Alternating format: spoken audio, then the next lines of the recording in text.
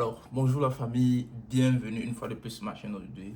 Aujourd'hui, on va parler de notre sujet très important sur l'armée américaine, qui est la différence entre l'armée active et l'armée réserve. Voilà. Donc, disons que tu as réfléchi ardemment et tu as décidé de rejoindre le corps militaire. Maintenant, tu es buté à la question à savoir, est-ce que je dois faire l'armée active ou alors je dois faire l'armée réserve? Donc, il est question aujourd'hui dans cette petite vidéo d'essayer de faire une petite différence entre les deux armées afin que tu puisses faire ton choix et que ce soit un choix qui te soit vraiment bénéfique. Voilà, sans plus tarder, on va commencer déjà par l'armée active. C'est quoi l'armée active? Voilà, déjà comme son nom l'indique, si tu signes pour devenir active duty dans l'armée américaine, il faut savoir que tu es dans l'armée à plein temps. Donc ça veut dire quoi? De lundi à vendredi, tu t'habilles et tu sers le corps militaire. Voilà. Maintenant, est-ce que je veux faire l'armée à plein temps? Là maintenant, c'est la question à laquelle tu dois répondre. Parce que faire l'armée à plein temps également, ça vient avec ses bénéfices, avec ses avantages, comme le logement par exemple. Si tu es célibataire, tu vas résider à la base, mais par exemple si tu es marié, il y a un montant que l'armée te versera pour que tu puisses prendre une résidence. L'assurance par exemple, ok, quand tu es active duty à plein temps, euh, ton assurance est couverte à 100%. Et autre chose, l'éducation.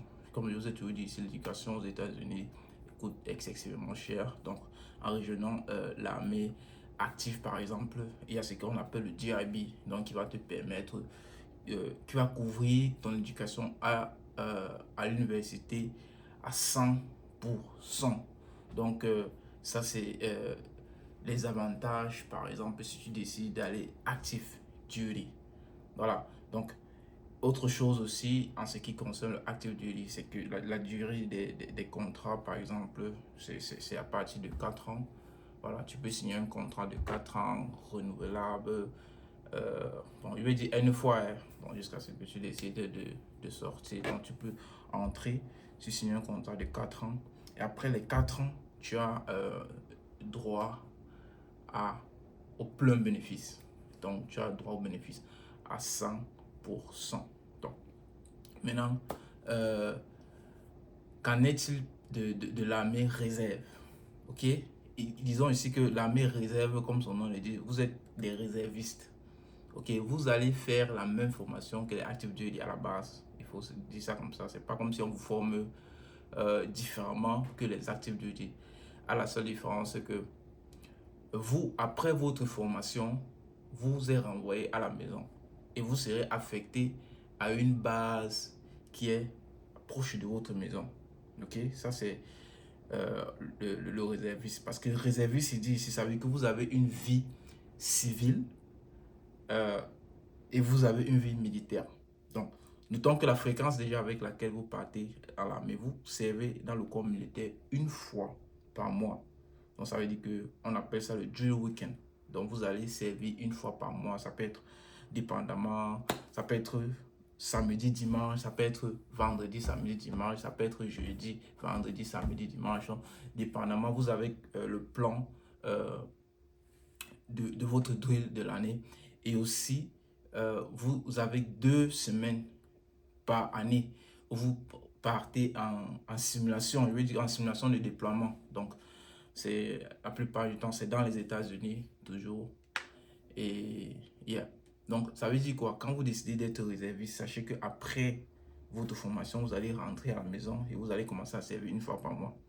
Et je dis ça parce qu'il est important de savoir, j'ai vu beaucoup de personnes signer réservistes et lorsque la formation est finie, ils sont rentrés à la maison et ils ont dit, mais qu'est-ce qui s'est passé? Bref, ils n'avaient pas connaissance de cette différence-là.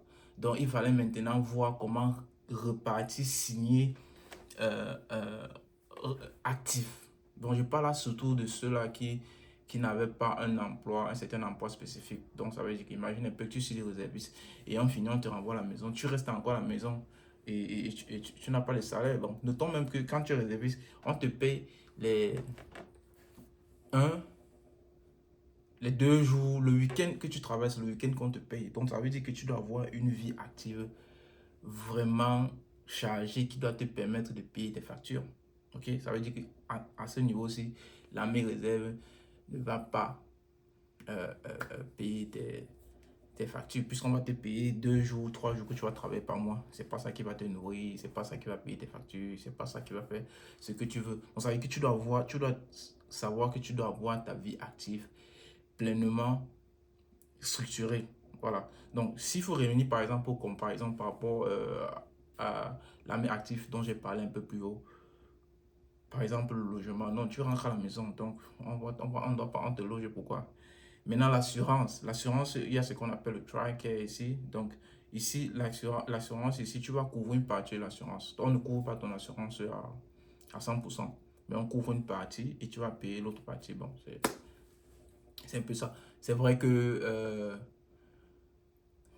quelqu'un peut s'amener à poser la question, mais pourquoi rejoindre alors l'armée réserviste? Comme je vous ai dit, dépendamment de vos objectifs, il faut bien peser. Est-ce que tu veux joindre l'armée active? Est-ce que tu veux joindre l'armée réserviste? Il faut savoir, avec l'armée réserviste, tu as beaucoup plus de flexibilité parce que tu as ta vie civile et tu sers l'armée une fois par mois. Ok? Alors, de l'autre côté, maintenant, tu as l'armée active où tu sers l'armée à plein temps. Là, tu as moins de flexibilité parce que après ta formation, on va t'envoyer, on peut t'envoyer n'importe où, dans les États-Unis ou à l'étranger. Donc, parce que dans l'armée américaine, ils ont les bases en local et à l'étranger. Donc, tu n'as pas assez de flexibilité. Donc, tu dois te préparer à ça. Si tu as une famille, on peut t'éloigner de ta famille à tout moment. C'est vrai aussi le cas de l'armée réserve. L'armée réserve aussi, on déploie les réservistes. euh, mais disons par exemple, quand vous déployez à l'étranger, vous allez partir peut-être pour un an. Quand vous revenez encore, vous revenez encore à la maison et vous continuez votre vie euh, de réserviste. Donc vous allez servir une fois par mois. De l'autre côté, quand vous êtes active duty, ça veut dire quoi? C'est une partie de votre travail. Si on vous envoie en déploiement, vous revenez, vous continuez à travailler jusqu'à ce que votre contrat soit terminé. Voilà. Donc maintenant, comme je dis souvent tantôt, la décision ici doit se faire par rapport à vos objectifs. Par exemple, pour ce qui me concerne, moi je suis un soldat réserviste. Ok? Je vous ai expliqué dans l'une des vidéos précédentes pourquoi est-ce que j'ai décidé de faire l'armée réserve. Ça, c'était une décision et je pense que c'est la meilleure décision pour moi qui ne peut ne pas être la meilleure décision pour une autre personne.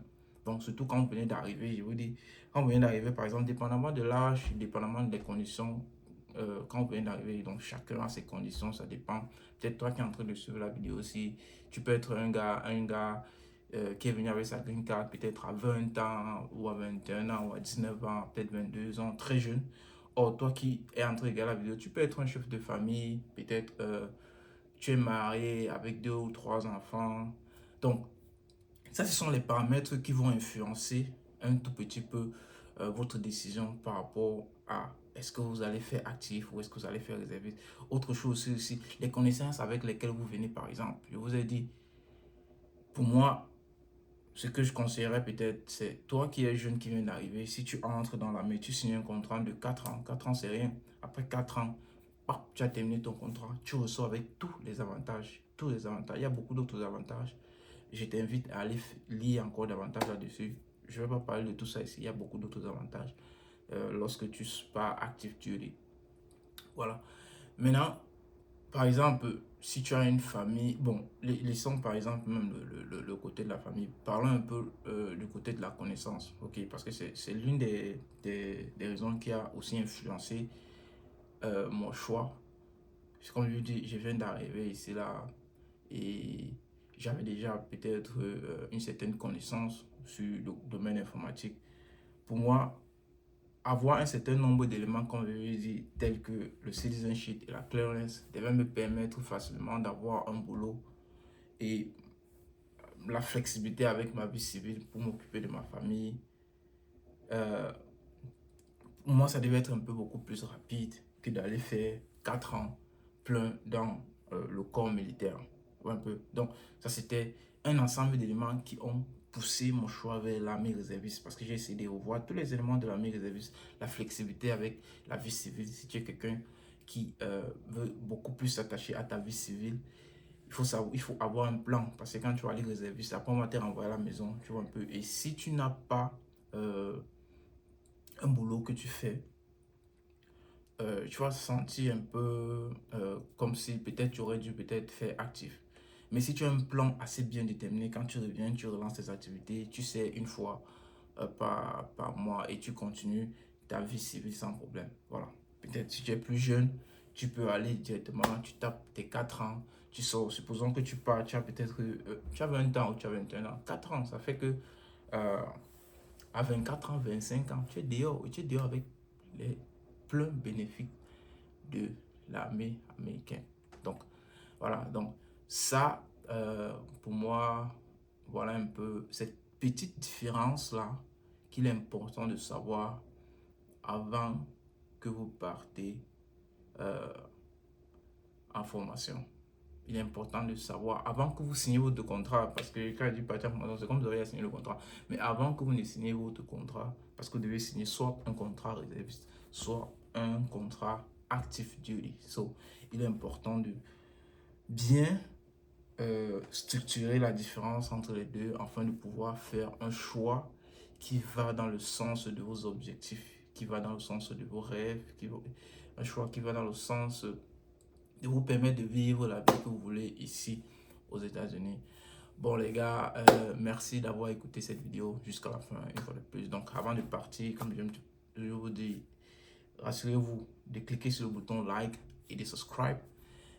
Comme ça, dans les prochaines vidéos, on pourra se revoir une fois de plus. Et si vous avez des questions, les gars, n'hésitez pas à les mettre en commentaire. Ça pourra aider beaucoup d'autres personnes et on pourra faire de ça peut-être le sujet pour une prochaine vidéo. Bon, les gars, on fait comme ça. C'était Vic. Ciao. 12 minutes.